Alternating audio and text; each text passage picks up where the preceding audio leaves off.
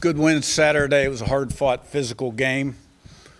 Rip off the rear view mirror, so to speak. Total focus on Michigan State. I think the key now is our response coming off of this game, but that's always the key, right? And this team has met every challenge up to this point because they've been hungry and humble, prepared properly, and put it on the field, which requires commitment, discipline, sacrifice, eliminating the noise and clutter, controlling the controllables, and putting themselves in the best position for success, because when you prepare properly, it breeds confidence and brings out your best. Playing a good football team this week in Michigan State. They had two hard-fought losses on the road against USC and Nebraska. They played really hard and had a chance to win both games, and then returned home, and I'm sure they're not real pleased with their performance. But they got a lot of good players, great coaches. Really respect Coach Smith. Did a great job at Oregon State. They got good design in all three phases of the game. They got guys that stand out, and I'm expecting their best shot. So this game gives you nothing. You got to earn everything. And it's all about our mindset and our preparation. Questions? Curt, I guess from a coach's perspective, what does a quarterback learn about himself and what does a team learn about its quarterback when it sees Fernando respond the way he did? He throws the pick six. Obviously, the environment changes, the momentum changes. And to answer with his performance on that drive, what does he learn about himself in a moment like that in your experience, and what does his team learn about him?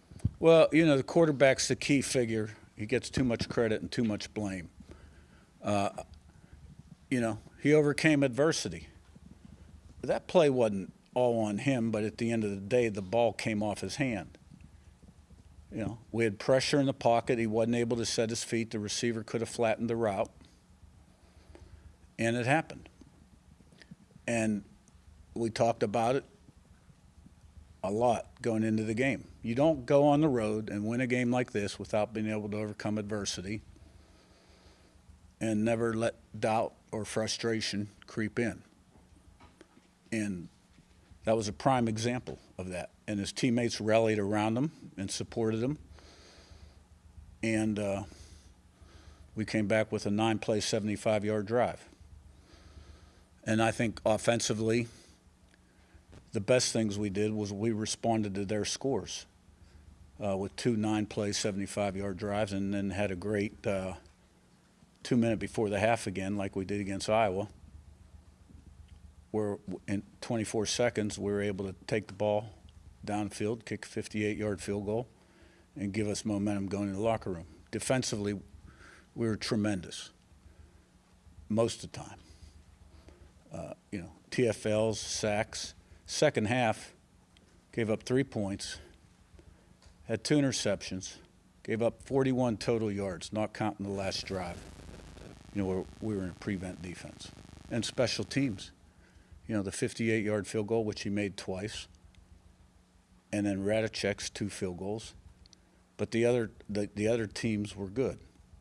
So it was a great team win. It was a physical, hard-fought game. And, Fernando was under duress at times, made some sensational plays where he got the ball out of his hand, and he ran for yards. So, but, it was going to be hard, and we found a way to overcome it. So now it's really important that we understand who we really are and what's got us to this point always, last year, this year, all the years in the past. In this game, what does it take to be successful? You got to have commitment. You got to make sacrifices. You get out what you put in. You got to have discipline to do what you have to do when you have to do it and do it right. You got to have work ethic, attention to detail. You got to control the controllables, eliminate the noise and clutter, which you guys do a great job of providing a lot of that. And stay humble and hungry. This is a big-time opponent coming in here. Every team you face in the Big Ten, the margin for error is very slim. And we have to have a great day today, great meeting, great practice, and stacked days, and then put it on the field. You mentioned the tackles for losses and sacks, and Dan Lanning after the game said, your pressure in front seven kind of disrupted whatever game plan they had. You've talked a lot about Brian Haynes' scheme and how it's designed to do that. But is there anything unique about this talent group, this front seven that's sort of powered your success? A lot of new faces this year. I don't know, anything unique you've seen from this group that's kind of powered the success they've had? Well, I think it's all about people and the plan, and then the things I just talked about, putting the work in. And we got good players up front. We got really good coaches that coach them, Pat Kuntz and Buda Williams. Of course, Brian oversees the defense, does a tremendous job. And, we've definitely made progress up front. There's no doubt about it.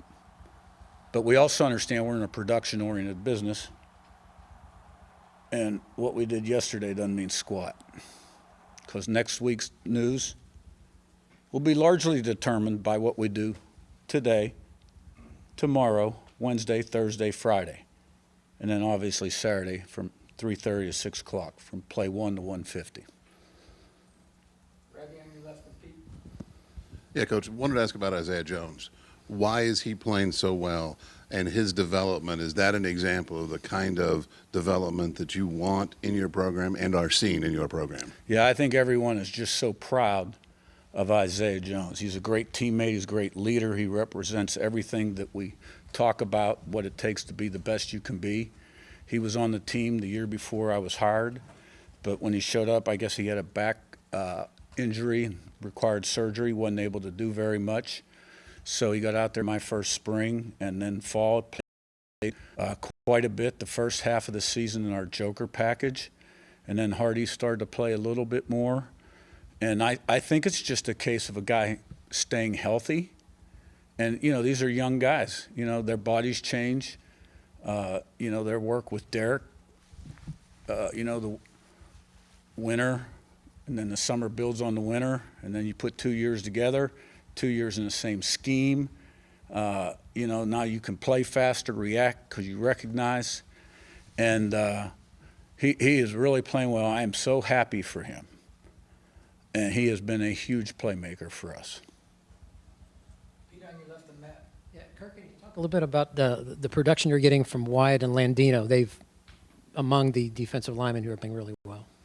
Yeah, well, Tucker and Landino have really I've seen those guys really come on the last 3 weeks. Wheeler has been very steady. Ratcliffe's in that mix. Outside, Wyatt, since the day he got here, really has been impressive. He got great work ethic. He's really smart. He's very versatile. He's a good football player. And that was a key acquisition. The other guy that we added in the spring, after spring, was Daly. Now, he came from a program that wasn't as good as Wyatt's. And when he came in the summer, he wasn't in the, quite as good a shape, physical condition, as the other guys. But he's a freak athlete. Remember him from when I was at JMU. He came to our high school camp. Guy ran sub 10, 800 meter. Senior year in high school, 230 pounds. And he is really about the middle camp on. And then, of course, you got Kamara out there. But Landino and Wyatt, we've always been very high on him. He's had some nagging injuries that have kept him off the field in his early days. Missed his first spring, last spring, my first spring here. And I see him developing into the player we knew he could be. And, he's got an unlimited ceiling moving forward. Matt, on your left and Daniel. Coach, I'm going to ask you about Roman Hemby. He's a guy obviously at Maryland, always known as a speed guy, could run. It seems like, I mean, he does that here, but also it looks like he not only is willing to run in between the tackles and run with power, but he looks like he enjoys it and you know, takes some satisfaction. What have you seen from him, and how big has his addition been for the running game? You know, when you take anyone out of the portal that you don't have a history with, you can research the production, you can watch the tape, you can talk to people, but you really don't know them, right? Until they're here a while and see how they respond to different situations and how consistent they are day in, day out. Roman Hemby's a warrior. That guy gives 100% every day, every play. Physical runner, fast, smart, great hands, great out of the backfield. And, you know, he's a guy that wants the ball, that you can give the ball to, and he's been durable.